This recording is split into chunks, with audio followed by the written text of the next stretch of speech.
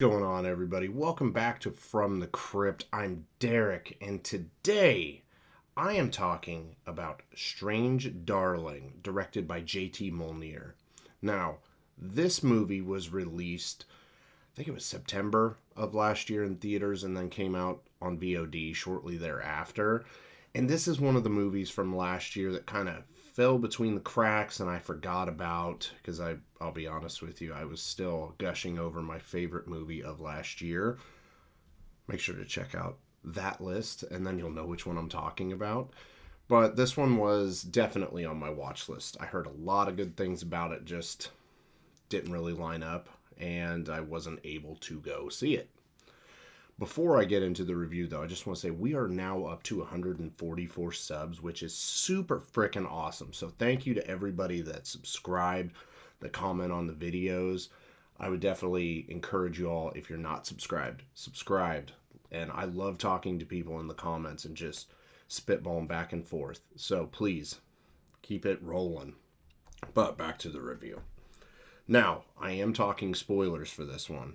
It's been out for a little bit. There is pretty big spoilers in this, I suppose, so you have been warned. Super quick plot synopsis time. This is a non-linear story involving a man violently chasing after a woman. That's all I'm going to tell you. So who is in Strange Darling? Well, we have Willa Fitzgerald as the lady and Kyle Gallner as the demon. So what is good about Strange Darling?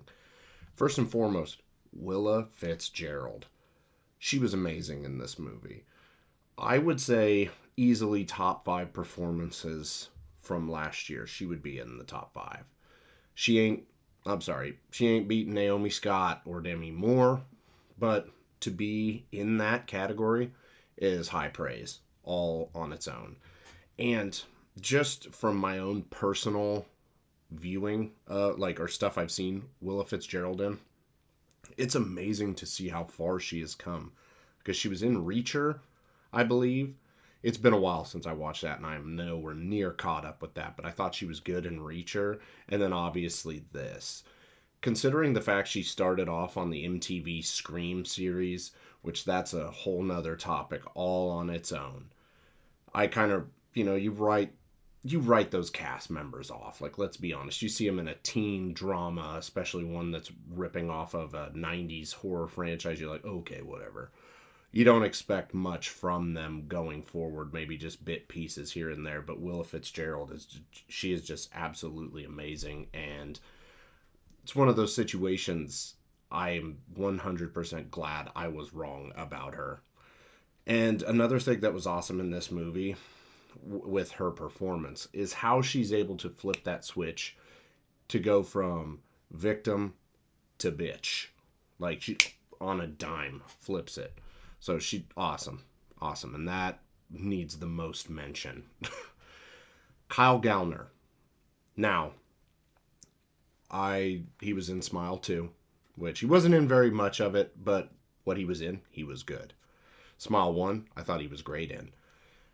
I think I'm finally ready to forgive Kyle Gallner for the Nightmare on Elm Street remake, even though it is in no way, shape, or form his fault. But in a sense, I blame everybody involved with that abomination for just being involved with it.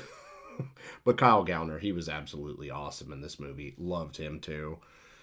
One thing that really worked well with this is the non-linear story aspect of it. So it is told in jumbled up chapters. So it's not 1, 2, 3, 4, 5, 6. It's like 3, 5, 1, I can't remember the exact order. Obviously 6 being 6 though. I love that in movies. It's kind of like Pulp Fiction, if I may. But another thing that is super awesome about this one is the movie. It grabs your attention right out of the gate.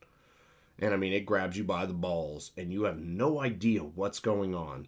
All you got is just your preconceived notions up here, which they toy with that a little bit in this movie. So that was awesome. Then there was a scene with a gunshot to the ear that without getting super duper spoilery, it comes out of nowhere.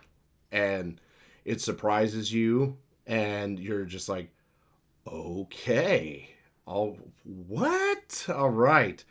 But that was just awesome because, yeah, once again, it took you by surprise completely. And then being a South Park fan, there's a certain scene where bear mace is involved, and anytime I hear bear mace or bear spray, my brain goes to the Dog the Bounty Hunter South Park episode. Best bear mace, that guy. So that 100% popped into my head when she just hosed him with the bear mace. Now, what is bad about Strange Darling is it ain't perfect by any means. It's still really good, though, we'll just say that. The twist that the demon wasn't the killer and that the lady was, honestly was not shocking. I don't know. I guess there have been more of these movies where it's like, oh no, the innocent victim is the killer. What? So I don't know. The twist was not shocking to me at all. Kind of saw it coming a mile away, if I'm being 100% honest. And the non-linear aspect helped kind of hold that back, because if it was told in a linear fashion, you'd know right out of the gate that she is the electric lady, if you will. So that is kind of disappointing. You know, anytime a movie has a twist, you want to be taken by surprise. You want that Sixth Sense Bruce Willis first time watching it. Holy shit, what? You want that moment. And unfortunately did not get that from this movie.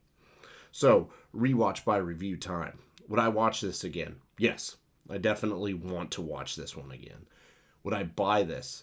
Yes. Very, very good. Very well done movie. What score would I give this movie? I'm going with an 8.5. Great performances from both of the leads. Solid non-linear storytelling, which I am a fan of. But the lackluster twist really did just kind of drag it down a little bit. If it would have been set up and been more shocking, I could see this easily being a 9 or a 9.5. And then me being a little bit pissed off this didn't make my list from the year-end movies. Even though, I don't know, this one kind of teeters more on thriller, not so much a horror movie. But to each their own. But that will do it for Strange Darling, guys. So make sure to comment down below. Let me know what you thought. Do you agree? Disagree? Let's talk about it. Let's have some fun. Also, as I said at the beginning of the video, you can drop a like or subscribe. That would be super duper cool of you. And I know Jacob and I would greatly appreciate it. Helps us grow the channel. And so we can just keep talking and keep having fun. But until next time, you guys have a good one. From the crypt, his voice will rise, and him